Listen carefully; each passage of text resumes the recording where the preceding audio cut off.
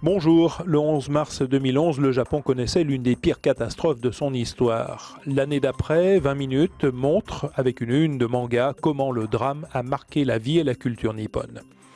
Un drame qui a laissé une énorme cicatrice, constate Libération photo à l'appui. Le Japon continue de s'interroger sur les causes profondes d'une catastrophe qui a réveillé ces vieux démons.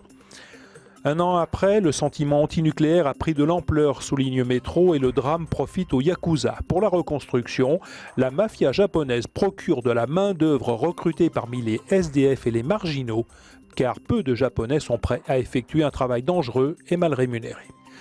La Croix, dont une envoyée spéciale s'est rendue dans la zone interdite, près de Fukushima, accorde par ailleurs une large place au désaveu infligé par la Haute Autorité de la Santé à la psychanalyse dans le traitement de l'autisme. Dans leur rapport, les experts jugent la psychanalyse non pertinente et préconisent plutôt des approches éducatives et comportementales auxquelles les parents doivent être largement associés. Le Monde consacre un numéro spécial à la journée de la femme qui mène un combat sans fin. En la matière, nos confrères recensent les timides propositions des candidats à la présidentielle pour plus d'égalité.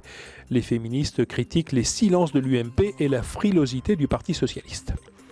À la une de Paris Match, Valérie Trierweiler est présentée comme l'atout charme de François Hollande. Elle est très en colère contre l'hebdomadaire pour lequel elle travaille. Elle n'était pas au courant de cette une. Vos hebdomadaires sont en tout cas d'accord. François Hollande, avec sa proposition de taxer les hauts revenus à 75%, a déclenché une vraie panique chez les riches, comme titre le Nouvel Observateur. 44 Français et leurs 30 milliards d'euros de patrimoine font partie des 300 plus riches de Suisse. Ils en veulent autant à Nicolas Sarkozy qu'ils craignent François Hollande.